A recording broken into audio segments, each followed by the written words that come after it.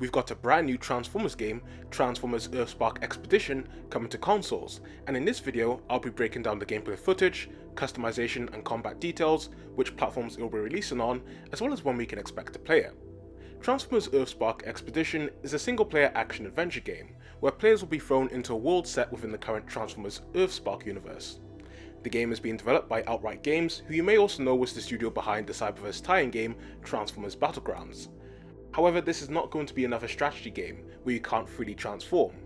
But it doesn't seem like it'll be a shooter either, as the developers have made it clear players will be able to freely explore and discover 3 massive unique biomes and complete quests given to you by the Terrans, the Earthborn Transformers, who seem to be located at your base.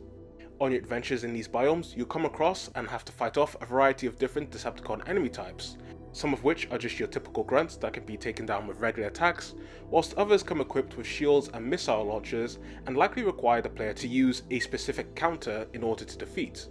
Some of which might include attacks that can only be done using your vehicle mode, as we see this slamming move here.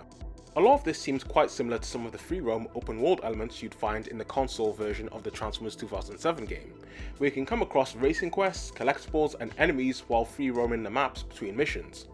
And it's at least nice to see Transformers games starting to explore this feature again. However, you won't always be fighting alone. In some missions you'll be accompanied by companions or fighting against Transformers such as Optimus Prime and Grimlock, as you can see here, but also Skullcruncher and Skywarp. Now you might be wondering which characters we actually get to play as, and unfortunately it seems like Bumblebee is going to be the only Transformer we get to play as, which is quite strange. I'm hoping I'm wrong and that there may be more Autobots or Terrans that we just don't know about yet, but from their announcement it's quite evident that at least for the most part, fans will be behind the wheel of B. However, there have been games in the past that have handled the only one playable character issue brilliantly.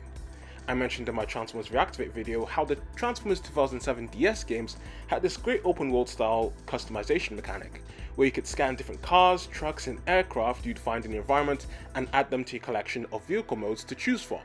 So it made playing the game more fun and varied despite not getting to play as the other Autobots and Decepticons. Earthspark Expedition, while not on the same level, does seem like it'll still have a level of customization to it as well, as it rewards players for exploring the maps, allowing them to upgrade and unlock their characters' skills and super moves, as well as choosing different energy trails for your vehicle mode. Although the trailer does make it seem like Bumblebee only has this one punching move, he definitely has different attacks, where he uses his blaster, car and perhaps this finishing move we see at the end. Exploration will also tie into the game's replayability, as the items you find will unlock areas you previously couldn't access, which also contain their own secret collectibles.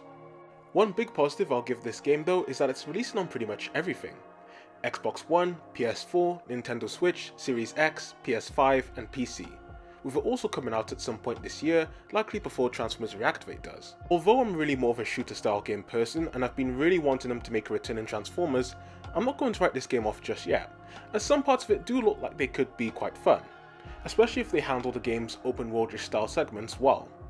Hopefully there are other playable characters, as I think it would be a big missed opportunity if there weren't.